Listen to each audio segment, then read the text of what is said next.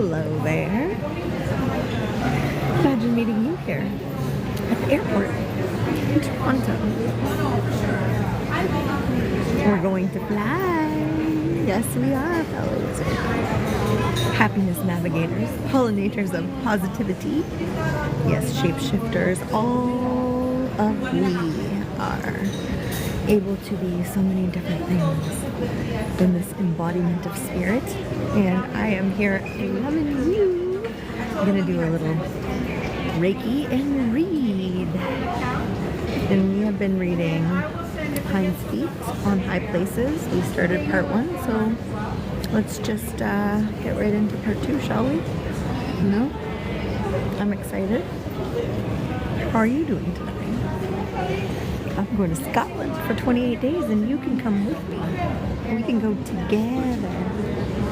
It's going to be so much fun. We're going to explore so many magical places together. We're going to find all kinds of fellow wizards. And yeah, not be afraid. Let's read Hinds feet on high places for a little while. I'm going to be boarding in about an hour or so. We'll have a little 20-minute read. How's that? Sound good? Okay. Where were we? Oh, where were we? I think we skipped the prologue. I could have got this together before. Thanks for being very patient with me. Hi Jude, how are you today? This is an invitation to high places. It's from Hinds feet on high places. I'm just doing a little reading here at the airport in Toronto, heading to Scotland for 28 days. Hello. Hi everybody. Doing a little reading, a little Reiki. All the broadcasts here with me, Melissa Mojo B, your woman wizard, and happiness navigator, pollinator of positivity, always charged up with Reiki, aka cosmic rainbow energy, as we like to think about it, to activate, transmute, and evolve. And we co-create this magic around the world. Thank you for shining your beautiful magic out there. And thanks for being here with me at Toronto Airport, getting ready to fly out to Scotland for 28 days of exploration and magic. Just gonna do a little bit of reading. We started part 1 the other day. That's available up on YouTube at the Mojo and Magic YouTube page. Go on over there if you want to catch the first part. And we'll just do this in little parts while I'm traveling Scotland. So who knows where we'll be reading this book next. Okay. There we are. We were talking about how there's little Much Afraid. Much Afraid thinks that she is inadequate, and she works for the Great Shepherd and she wants to go to the top of the high places, but she's afraid that because she has certain limitations, that we think we all have some limitations maybe, that she can't go up into those high places. And the Great Shepherd is asking her to be brave and to step outside of her family of craven fear. And her name is Much Afraid, and he says, you'll have to get a new name. Will you be willing to get a new name? Because you can't be much afraid and go up into the very high places where all there is pure love.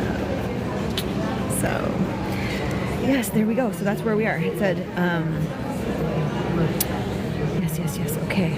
It is true, said the shepherd, that you would have to be changed before you could go live in the high places. But if you're willing to go with me, I promise to help you develop Hinds feet. Up there on the mountains, as you get near the real high places, the air is fresh and invigorating. It strengthens the whole body, and there are streams with wonderful healing properties, so that those who bathe in them find all their blemishes and disfigurements washed away. But there is another thing I must tell you. Not only would I have to make your feet like Hinds feet, but you would have to receive another name, for it would be impossible for a Much Afraid to enter the kingdom of love. For any other member of the fear, just as it would be for any other of the fearing family, they can't go there, you see. Are you willing to be changed completely, much afraid, and to be made like the new name which you will receive if you become a citizen in the kingdom of love? She nodded her head and then said very earnestly, yes, I am. Again, he smiled, but added gravely, there is still one thing more, the most important of all. No one is allowed to dwell in the kingdom of love unless they have the flower of love already blooming in their hearts. Has love been planted in your heart, much afraid? As the shepherd said that, he looked at her very steadily, and she realized that his eyes were searching. Yeah, they were searching to the very depths of her heart, and she knew that there was far better than she did herself. She did not answer for a long time because she was not sure what to say, but she looked rather flinchingly into the eyes that were gazing at her so penetratingly, and became aware that they had the power of reflecting what they looked upon. She could thus see and really see her own heart as he saw it.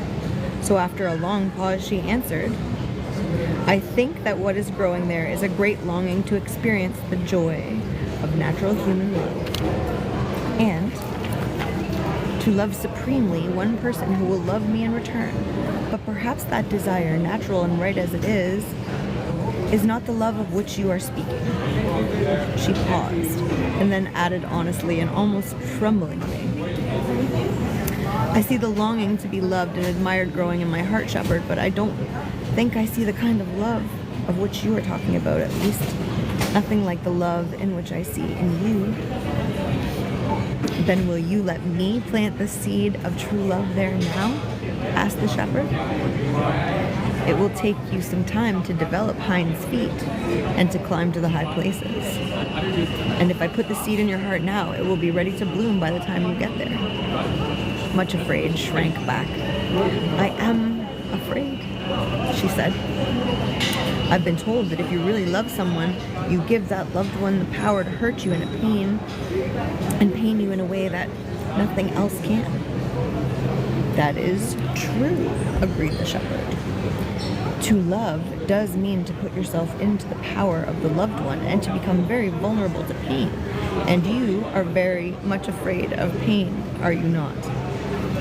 She nodded miserably and then said shamefacedly, yes, very much afraid of it. But it is so happy to love, said the shepherd quietly. It is happy to love even if you are not loved in return. There is pain too, certainly, but love does not think that is very significant. Much afraid, thought suddenly that he had the most patient eyes she'd ever seen. At the same time, there was something in them that could hurt her to the heart, though she could not have said why. But she still shrank back in fear and said, bringing the words out very quickly because somehow she was ashamed to say them, I would never dare to love unless I was sure of being loved in return. If I let you plant the seed of love in my heart, will you give me the promise that I shall be loved in return? I couldn't bear it otherwise. The smile he turned on her then was the gentlest and kindest she had ever seen, yet once again, for the same indefinable reason as before, it cut her to the quick. Yes, he said, without much hesitation, I promise you, much afraid, that when the plant of love is ready to bloom in your heart, and when you are ready to change your name, then you will be loved in return. A thrill of joy went through her from head to foot. It seemed too wonderful to be believed, but the shepherd himself was making the promise, and of one thing was quite sure. He could not lie. Please plant love in my heart now, she said faintly. Poor little soul. She was still much afraid. Even when promised the greatest thing in the world. I think so many of us can relate, right? I'm going to Scotland right now, 28 days. I'm so excited. It's the greatest thing in the world. And yet we can be much afraid. And that's okay. Because when we let love transmute that, then we get to be evolutionaries. And so, well done, all of us. All right, where were we? Yes. She was still much afraid, even when promised the greatest thing in the world. The shepherd put his hand on his chest, drew something forth, and laid it in the palm of his hand. Then he held his hand out toward Much Afraid. "Here is the seed of love," he said. "We'll send you the seed of love too." She bent forward to look and then gave a startled little cry and drew back.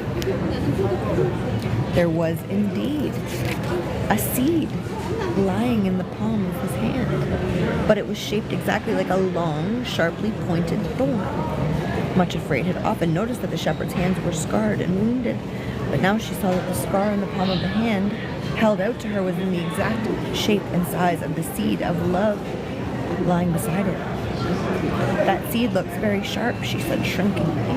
"Won't it hurt if you put it into my heart?" He answered gently, "It is so sharp that it slips in very quickly. But, Much Afraid, I have already warned you that love and pain go together for a time at least. If you would know love, you must know pain too." Much Afraid looked at the thorn and she shrank from it. Then she looked at the shepherd's face and repeated his words to herself.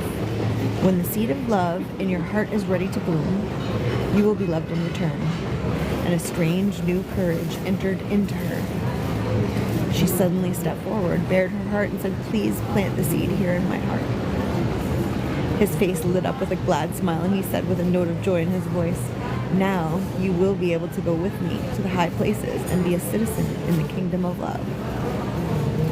Then he pressed the thorn into her heart. It was true, just as he said. It did cause a piercing pain, but it slipped in quickly. And then, suddenly, a sweetness she had never felt or imagined before tingled through her. I can feel tingles too, can you? It was bittersweet, but the sweetness was the stronger. She thought of the shepherd's words, "It is so happy to love," and her pale, sallow cheeks suddenly glowed pink and her eyes shone. For a moment, Much Afraid did not look afraid at all. The twisted mouth had relaxed into a happy curve, and the shining eyes and pink cheeks made her almost beautiful. Thank you," she cried, and knelt at the shepherd's feet. "How good you are, how patient you are. There is no one in the whole world as good and kind as you. I will go with you to the mountains. I will trust you to make my feet like Hinds' feet, and then to set me, even me, upon the high places. I am more glad even than you," said the shepherd.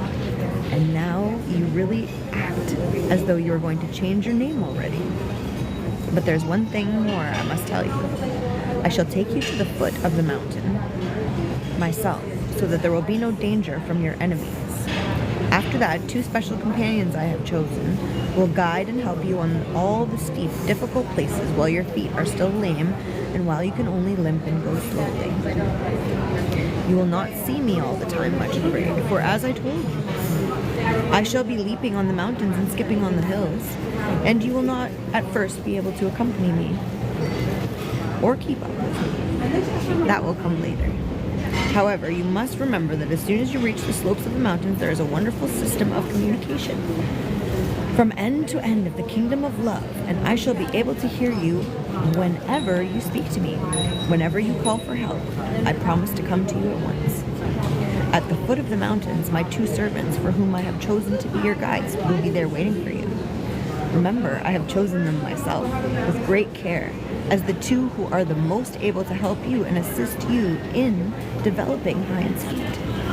You will accept them with joy and allow them to be your helpers, will you not?" "Oh, yes," she answered at once, smiling at him happily. "Of course, I'm quite certain that you know best, and whatever you choose is right." And then she added joyfully, "I feel as though I will never be afraid again."